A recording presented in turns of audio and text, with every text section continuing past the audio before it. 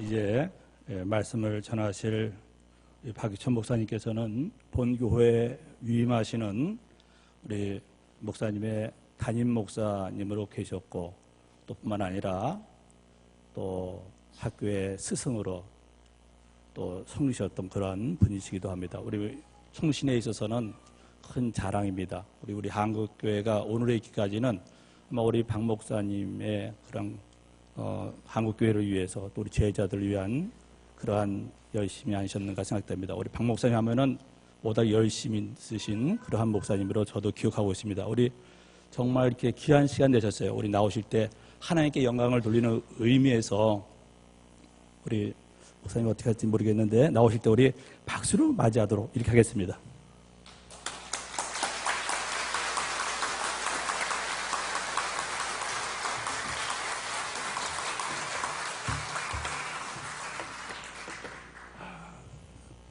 시편 기자는 주의 궁전의 한 날이 다른 곳의 첫날보다 낫다고 했습니다. 이것은 결코 양쪽으로 그러하다는 뜻이 아니고 질적으로, 내용적으로, 진리면에서 그러하다는 뜻일 겁니다. 성경은 질적으로 내용적인 면에서 다른 날보다 크다는 뜻을 다른 곳에서도 말씀을 했습니다. 요한복음 19장 31절에는 안식일을 큰 날이라고 하였고, 요한복음 7장 37절에는 명절 끝날이 큰 날이라고 했습니다. 안식일과 명절 끝날이 큰 날이라는 것은 결코 그날이 다른 날보다 시간적으로 많다는 뜻이 아닙니다. 시간이 30시간, 40시간이 아니라 질적으로, 내용적으로, 영적으로 그러하다는 겁니다. 그래서 창세기 2장 3절에는 안식일을 복주어 거룩하게 했다고 했고, 레위기 23장에는 장막절은 초막절은 한 주간을 지키는데 마지막 날은 거룩한 성회로 모이라고 했습니다. 명절 끝날은 아니지만은 끝날이 다른 날보다 질적으로 우수하다는 것은 우리가 여리고성을 점령하는 면에서 좀 이해가 될 수 있습니다. 여리고성을 점령할 때에 이스라엘 백성들이 매일 하루 한 바퀴씩 엿새를 돌았습니다. 엿새를 돌았지만은 아무 변화가 없었습니다. 마지막 날 7째 되는 날에 7번을 돌았더니 여리고성이 와르르 하고 무너졌습니다. 마지막 날의 7째 날은 질적인 면에서 처음에 엿새보다 큰 날이 아닙니까? 그래서 큰 날이라고 한 겁니다. 시인이 주의 궁전의 한 날이 다른 곳의 첫날보다 낫다는 것은 결코 시적인 표현이 아닙니다. 우리 성경에 보면은 역사적으로 그러한 일이 있었습니다. 에스겔이 어느 골짜기에 가니까 해골떼들이 꽉 차 있는데 아주 말랐다고 했습니다. 화약같이 말랐는데 하나님께서 에스겔에게 야 에스겔아, 너 이 해골들에게 한번 대언해봐라. 대언이라는 게 뭡니까? 사람의 말을 하는 것이 대언이 아닙니다. 소설본 이야기하는 것이 대언이 아닙니다. 하나님의 말씀을 받아가지고 그대로 대신 전하는 이것이 대언입니다. 에스겔이가 하나님의 말씀을 받아가지고 그대로 대언했더니 웬일입니까? 화약같이 말랐던 해골들이 살아 일어나서 큰 군대가 됐습니다. 에스겔 골짜기에서 되어진 이 사실, 다른 데서 천날 기다려보면 그런 일이 있을 수 있습니까? 천날 아니야 만날을 기다려도 그런 일은 없습니다. 에스겔 골짜기에서 되어진 일은 그야말로 다른 것에 천날보다 나은 한날이었습니다. 베드로와 야고보와 요한이 변화산에서 예수님의 변화한 영광을 보았습니다. 그것은 하늘의 영광이 임시로 내려온 겁니다.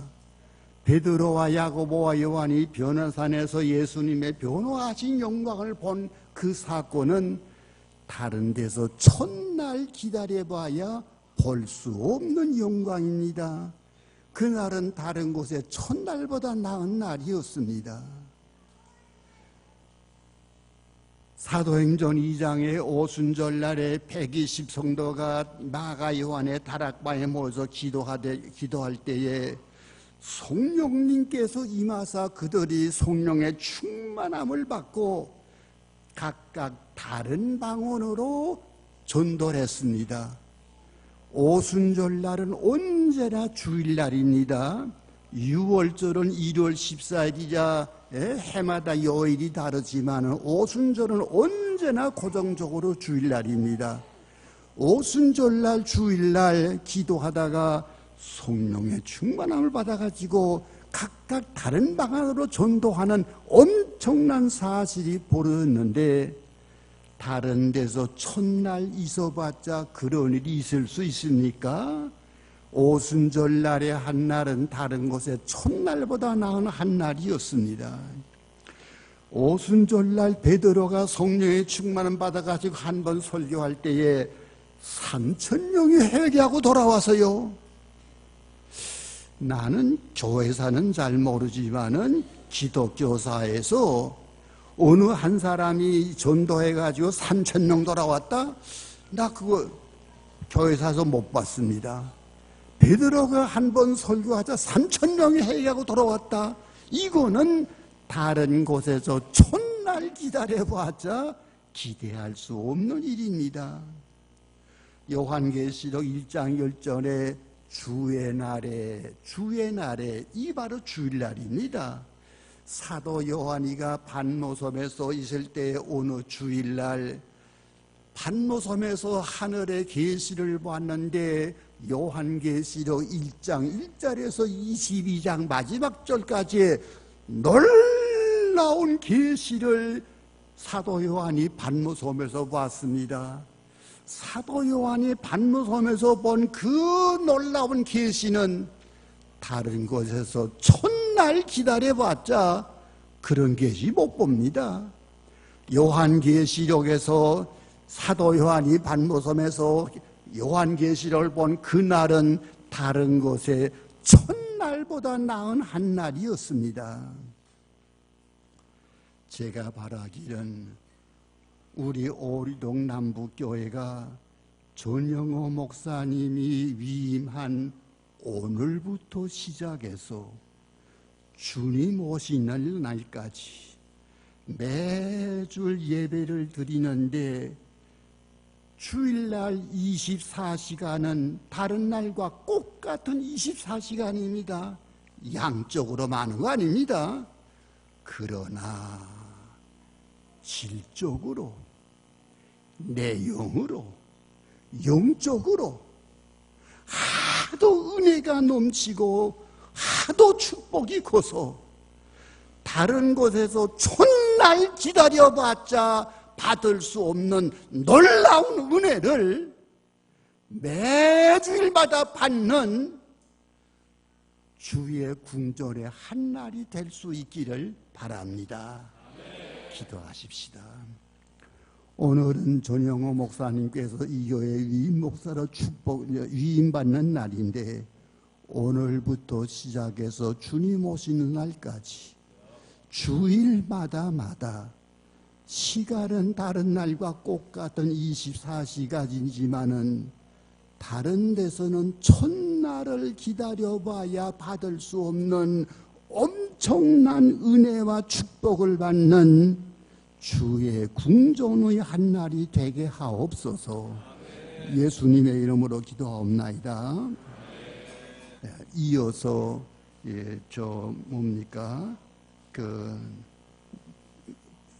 퇴임 시간은 설교까지 하라고 그래서 좀 더 하겠습니다. 성경 가운데 직분이 여러 가지가 많지만은 크게 나누어서 두 가지로 볼 수 있더군요. 하나는 직제상의 직분, 직제상, 정식으로 위임받고 정식으로 취임받아서 직분이 되고, 하나는 정식으로 취임이나 위임을 안 받았지만은 실제적으로 직분을 감당한 이 두 가지로 볼 수 있습니다. 레위기 8장과 9장에서 아론은 정식으로 제사장으로 취임을 받았습니다. 예레미야 1장 4절에서 예레미야는 정식으로 선지자로 취임받았습니다. 이분들은 직제상의 직분입니다. 아브라함이가 선지자로 취임받았습니까?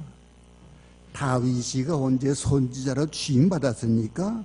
그런데 창세기 20장은 아브라함을 선지자라고 했고 사도행전 2장 30절은 다윗을 선지자라고 해서요. 모세가 언제 제사장으로 취임받았습니까? 그러나 시편 99편에는 모세를 당당하게 제사장이라고 말했습니다. 아브라함, 다윗, 모세는 직제상의 직분이 아니라 실제적인 직분을 맡았던 분입니다. 오늘 은퇴하시는 분들은 미안하지만 오늘부터는 직제상의 직분은 아닙니다. 그러나 남은 여생 아브라함, 다윗, 모세처럼 실제적인 직분을 얼마든지 감당할 수 있습니다. 더구나 모세의 경우 보십시다. 출애굽기 32장에서 이스라엘 백성들이 시내산에서 우상을 숭배할 때 하나님께서 야 모세야 내가 하는 대로 내버려 두라. 이 우상 숭배한 백성들 내가 전부 다 죽여버리고 너 혼자만 남겨가지고 앞으로 네 가족을 통하여 새로운 이스라엘을 만들겠다 할 때에 모세가 시내산 꼭대기에 올라가서 자갈밭에서 무릎을 꿇고 하나님과 더불어 1대1로 기도로 맞섰습니다. 하나님 그리하지 마옵소서.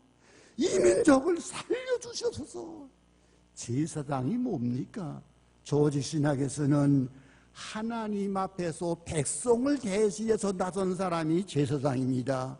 모세는 시내산 꼭대기에 올라가서 이스라엘을 살려달라고 하나님 앞에서 백성을 대신해서 올라가서 제사장의 일을 할 때에 모세의 기도를 들어서 이스라엘을 살리신 겁니다.